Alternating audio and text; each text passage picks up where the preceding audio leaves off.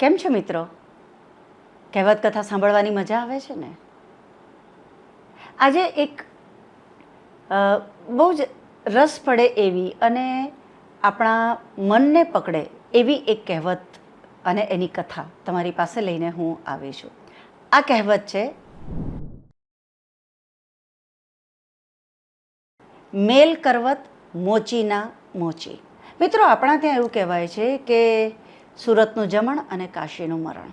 એક સમય એવો હતો કે એવું કહેવાતું કે જેનું મૃત્યુ કાશીમાં થાય એની ઈચ્છાઓ પૂરી થાય, અને એટલે લોકો ચહીને ત્યાં મૃત્યુ થાય એ માટે જતા હતા અને ત્યાં આગળ જઈને પોતાને ગળે કરવત મુકાવતા કે જેથી એમની ઈચ્છા પૂરી થાય.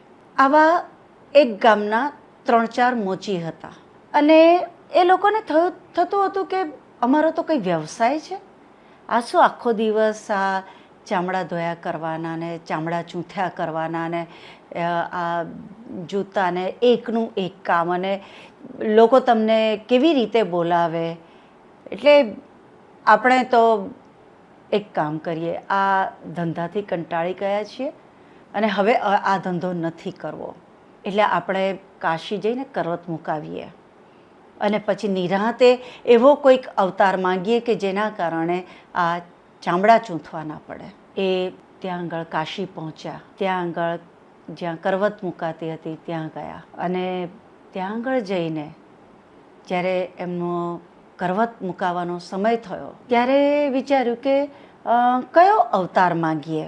તો પહેલાં થયું કે બ્રાહ્મણનો અવતાર માંગીએ. આપણે ત્યાં સમાજમાં ધાર્મિક ક્રિયાઓ કરાવનાર બ્રાહ્મણ ઉચ્ચ કક્ષાનો મનાય, એટલે કે આપણે બ્રાહ્મણનો અવતાર માંગીએ. પછી વિચાર આવ્યો કે બ્રાહ્મણ જ્ઞાની તો હોય, પંડિત તો હોય, પણ સાલા એને ખાવાના ઠેકાણા ના હોય, એને લોકો પાસે ભીખ માંગવી પડે.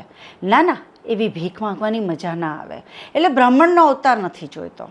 તો કે તો આપણે રાજા રજવાડામાં ક્યાંક જન્મ લઈએ તો આપણી પાસે સત્તા હોય, આપણી પાસે દાસીઓ હોય તો સારું પડે, આપણી પાસે કેટલી બધી સંપત્તિ હોય, તો ક્ષત્રિયનો અવતાર માંગીએ. પછી થયું કે ના, ક્ષત્રિયનો અવતાર લઈએ તો આપણે લોકો સાથે યુદ્ધ કરવું પડે, તલવાર ને ભાલા ને બરછીને આપણને ખબર નહીં શું વાગે ને કેવું વાગે. ના ભાઈ, કે ક્ષત્રિયનો અવતાર તો ના લેવાય, એ તો બહુ કપરો અવતાર છે, એ આપણું ગજું નહીં. ના, ક્ષત્રિયનો અવતાર નથી લેવો. તો કે વાણિયાનો અવતાર લઈએ તો વાણિયા તો વેપાર કરે અને ભીખ માગવાનો સવાલ નહીં, અને આવી રીતે કોઈની જોડે મારામારી તો વાણિયો તો કરે જ નહીં, તો વાણિયાનો અવતાર માંગીએ. એટલે પછી થયું કે ના, વાણિયાને કેટલા ચોપડા કાળા ધોળા કરવા પડતા હોય છે, એને બી કેવું સાચું ખોટું કરવું પડતું હોય છે.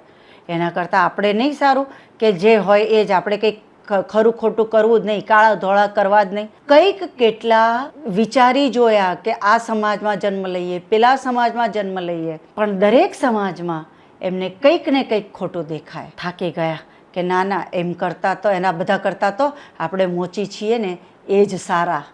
એટલે પછી જે કરવત મૂકનારા ભાઈને હતા એમને કીધું, મેલ કરવત મોચીના મોચી, ફરી પાછો નવો જન્મ પણ મોચી તરીકેનો જ મળે એવી પ્રાર્થના એમણે કરી. તમે વિચાર કરો કે એ લોકો જ્યારે ગામડેથી નીકળ્યા ત્યારે કેવું હતું કે ના, હવે તો મોચી ક્યારેય નહીં. ત્યાં બીજી પણ એક વાત છે, પારકે ભાણે મોટા લાડુ.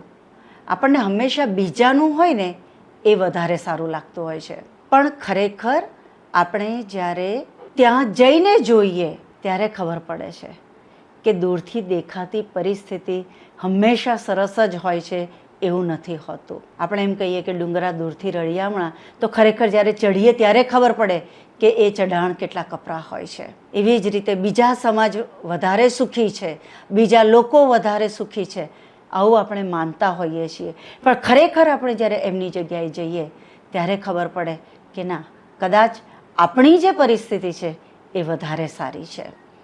તો આ એક સામાજિક માનસિકતા લઈ અને આ કહેવત આલેખાઈ છે. તો મિત્રો, મને કહેજો આ કહેવત તમને કેવી લાગે છે, અને તમારે પણ ક્યારેય આવો અનુભવ થયો છે કે તમને બીજાને જોયા હોય ત્યારે બહુ સરસ લાગે, પણ એ લોકોની જ્યારે સાચી પરિસ્થિતિની ખબર પડે ત્યારે એમ થાય કે ના, આપણી જગ્યાએ આપણે પણ મજામાં જ છીએ. થાય છે ને આવું? તો તમે વિચાર કરો કે આ કહેવતો જીવનના, સમાજના, સંસ્કૃતિના કેવા શાણપણને પોતાની સાથે લઈને ચાલે છે. તો તમને આવી બીજી કોઈ કહેવત યાદ આવે છે? યાદ આવતી હોય તો મને ચોક્કસથી જણાવો. તમારા નામ સાથે એ કહેવત હું આપણા બીજા મિત્રો સાથે શેર કરીશ.